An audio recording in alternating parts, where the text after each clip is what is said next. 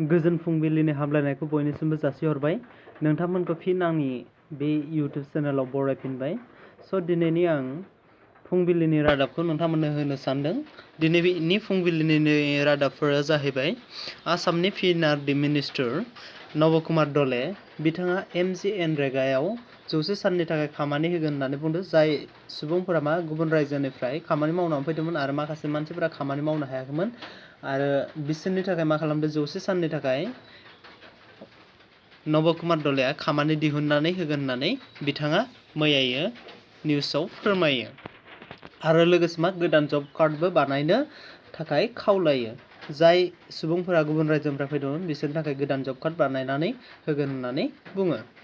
आसामाव गासै 392 कभिड-19 पजिटिभ मोननाय जाबाय। आसामाव नायनो थाङोब्ला जों गासै पजिटिभ केसा जाहैबाय बेसेबां 392 सा। जों बेखौ डिटेल्स नायनो थाङोब्ला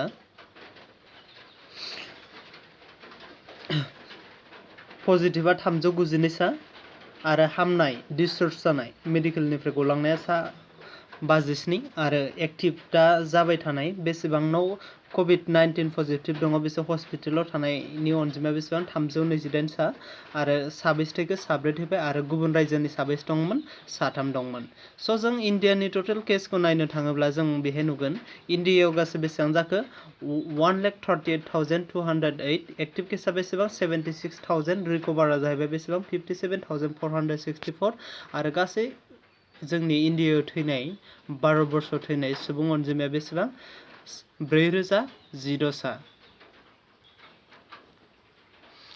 बेनि उनाव आसाम फरेस्ट डिपार्टमेन्टआव बायदि मासिनि थाखाय साख्रि ओंखारदों। गासै मासिया बेसेबां 1081।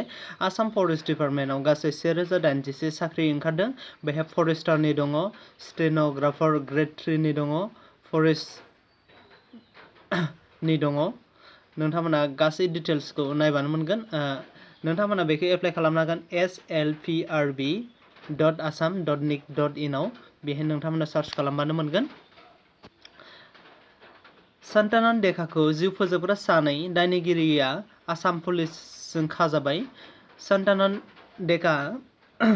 सनातन देका बिथांखौ दाख्लैयो 4 सुबुंफोरा मा खालामदोंमोन जिउ फोजोबदोंमोन। बिथाङा सासे मैगं फानग्रामोन। बिथाङा सिगां कम्पानियाव खामानि मावोमोन। कम्पानिया बन्द जानायलाय बे मैगं फानोमोन।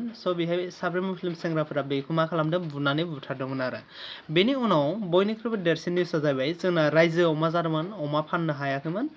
बेखौ अतुल बरा जोंना कृषि मन्त्रि बिथाङा होनदोंदि अमाखौ बायनो फाननो हासिगोन होननानै फोरमायो। बबे जायगायाव फाननो हागोन होनना बुंदों। जाय जायगायाव अमानि बेराम जायाखै बैफोर जायगायाव मा खालामनो हागोन अमाखौ फाननो हागोन होननानै बायनो हागोन होननानै फोरमायदों।